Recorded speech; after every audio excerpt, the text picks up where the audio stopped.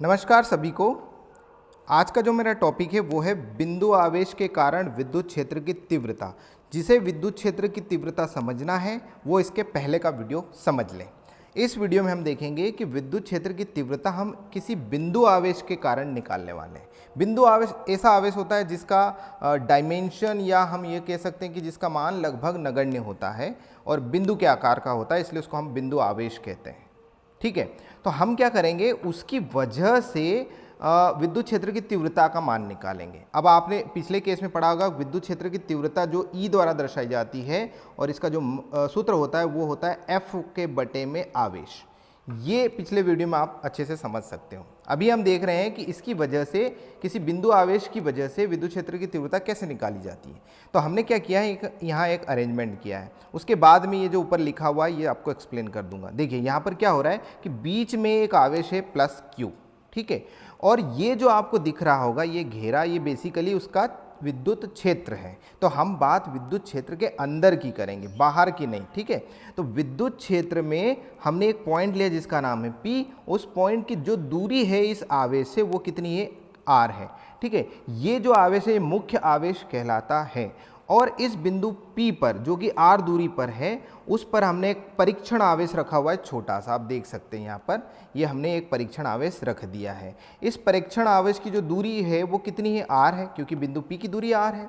अब यहाँ पर अगर आपने रखा है तो ये क्या करेगा, इसके ऊपर एक बल लगाएगा और बल लगाना ही तो विद्युत क्षेत्र की पहचान है ना। विद्युत क्षेत्र तभी बल लगाएगा जब वो कोई आवेश वहाँ रखा हो। तो हमने एक बिंदु P लिया, वहाँ पर एक परीक्षण आवेश रख दिया, तो इस परीक्षण आवेश पर एक बल लगेगा और कितना बल लगेगा वही विद्युत क्षेत्र की तीव्रता कहलाती है।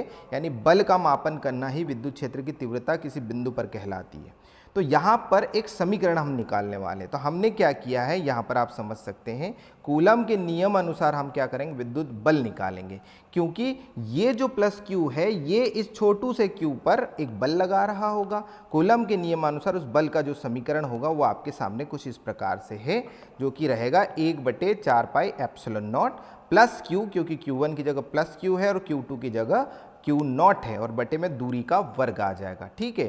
तो उस हिसाब से हमारे पास जो विद्युत क्षेत्र की तीव्रता का जो समीकरण होता है वो E बराबर F बटे में Q0 होता है, जिसमें हमने F का वैल्यू ऊपर निकाल रखा है। ये वैल्यू उठा के हम यहाँ रख देंगे तो जिससे हमें ये कुछ इस प्रकार से समीकरण मिलेगा। तो F का मान मैंने यहाँ रखा और नीचे लिखा हुआ है Q0। तो Q0 से Q0 कैंसिल हो गया, तो फाइनली मेरे पास क्या बचता है, E बराबर 1/4 पाई एप्सिलॉन नॉट और कैपिटल Q बटे में R का वर्ग, ठीक है। अब इस समीकरण को थोड़ा सा देखिएगा, यहाँ पर दिशा भी बताई गई है, OP की दिशा में रहेगा। यानी ये जो विद्युत क्षेत्र की तीव्रता आई वो O से P की तरफ यानी ऐसे बाहर की तरफ रहेगी, ठीक है। याद रखना इतना सा चीज़।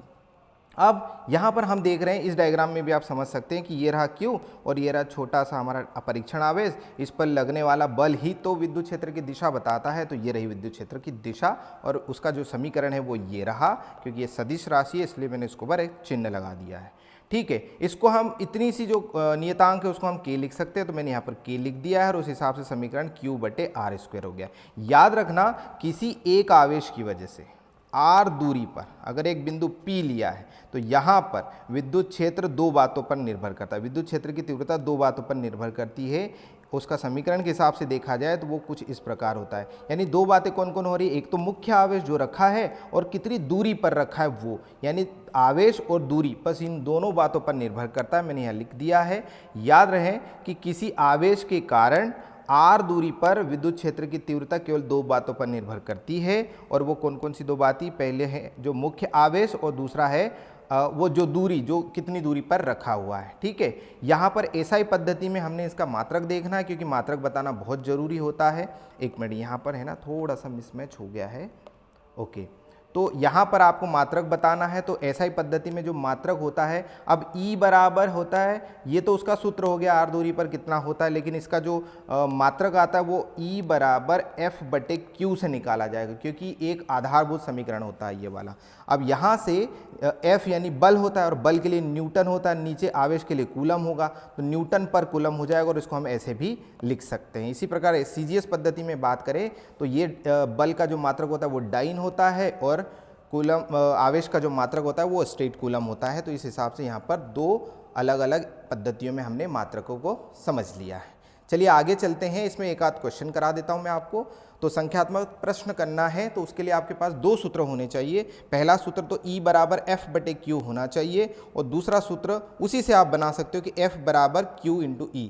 जब बल पूछा जाए तो ये वाला उपयोग करना है, जब विद्युत क्षेत्र की तीव्रता पूछी जाए तो ये वाला उपयोग करना है। अच्छा, दूसरा समीकरण अभी हमने निकाला कि R दूरी पर, एक मिनट इसको हटाइए, कि R दूरी पर अगर आपको विद्युत क्षेत्र की तीव्रता निकालना है तो उसका समीकरण कुछ इस प्रकार से हो, जो कि फिक्स हो गया है, अब यही रहेगा। 1/4 पाई एप्सिलॉन नॉट का जो मान होता है वो ये होता है। मैंने 9 × 10⁹ लिख दिया है, बाकी वैसा का वैसा कर दिया। पहला प्रश्न देखते हैं, थोड़ा सा जल्दी जल्दी देख लीजिएगा, है ना, तो आपको थोड़ा सा प्रैक्टिस भी हो जाएगी क्वेश्चंस की, राइट। तो यहाँ पर हम पहला प्रश्न देख रहे हैं, उसमें लिखा हुआ है कि 15 × 10⁻⁴ कूलम का एक आवेश है, ठीक है, और किसी विद्युत क्षेत्र में, यानी दो चीज़ें दे रखी है, एक तो आवेश दे दिया है और दूसरा विद्युत क्षेत्र दे दिया है ना। तो विद्युत क्षेत्र में कितना बल लगा रहा है, याद रखना ये बल है, विद्युत क्षेत्र की तीव्रता नहीं है, इतना बल लगा रहा है। तो आपसे पूछा है कि विद्युत क्षेत्र की तीव्रता ज्ञात करना है, ठीक है।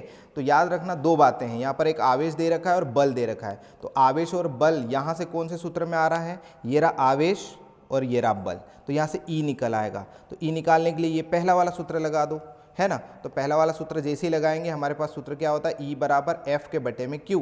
तो F का मान इतना है, Q का मान इतना है, दोनों को रखा तो मेरे पास कुछ इस प्रकार से आंसर आया, और 0.15 × 10⁴ आया, इसको मैंने इस तरह से लिख दिया, ये हो गया आपका आंसर। बहुत सिंपल सा प्रश्न था।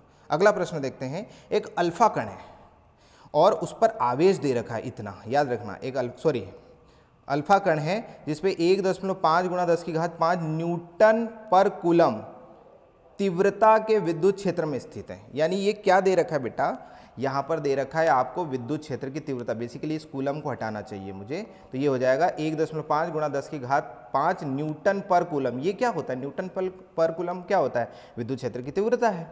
उस पर लगने वाले बल की गणना करना है आपको, और अल्फा कण पर आवेश इतना दे रखा है। यानी यह दो बातें दे रखी, Q दे रखा है और E दे रखा है, तो F निकालना है। ऊपर वाला सूत्र फिर उपयोग में ले लो, E दे रखा है, Q दे रखा है, F बराबर Q इंटू E होता है, तो Q का मान ये रख दिया, E का मान ये रख दिया, दोनों का गुणा करा, इस तरह से हमारे पास उत्तर आ गया। 4.8 × 10⁻⁴ न्यूटन का बल अप्लाई हो रहा है, किस पर, अल्फा कण पर। कब, जब वो कितने विद्युत क्षेत्र में रखा हो, 1.5 × 10⁵ के। अगला प्रश्न है, एक इलेक्ट्रॉन के आवेश के कारण, भाई इलेक्ट्रॉन एक कैसा पार्टिकल या कैसा कण होता है, आवेशित कण होता है, उसके ऊपर आपको पता होना चाहिए कितना आवेश होता है। वो होता है E बराबर 1.6 × 10⁻⁻19 कूलम का आवेश इलेक्ट्रॉन पर होता है, और वो निर्वात में रखा है 1 मीटर की दूरी पर। किससे, उस इलेक्ट्रॉन से 1 मीटर की दूरी पर आपको विद्युत क्षेत्र की तीव्रता ज्ञात करनी है।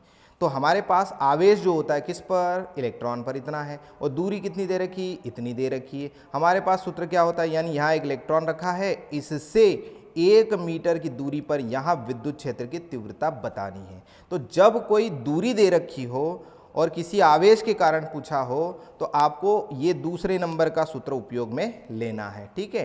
तो यहाँ पर देख सकते हो कि E बराबर, ये मैंने सूत्र लिख दिया, इसमें ये वैसा का वैसा लिखा, Q का मान प्रश्न में दे रखा है, उसको यहाँ लिख दिया क्योंकि आवेश जो इलेक्ट्रॉन पर है वो वाला, और बटे में दूरी का वर्ग वो भी लिख दिया, और इस हिसाब से यहाँ पर मैंने कैलकुलेट करके ये आंसर आपको निकाल दिया है। यानी ये हो गया हमारा उत्तर। तो आई होप आपको ये वीडियो समझ आया होगा।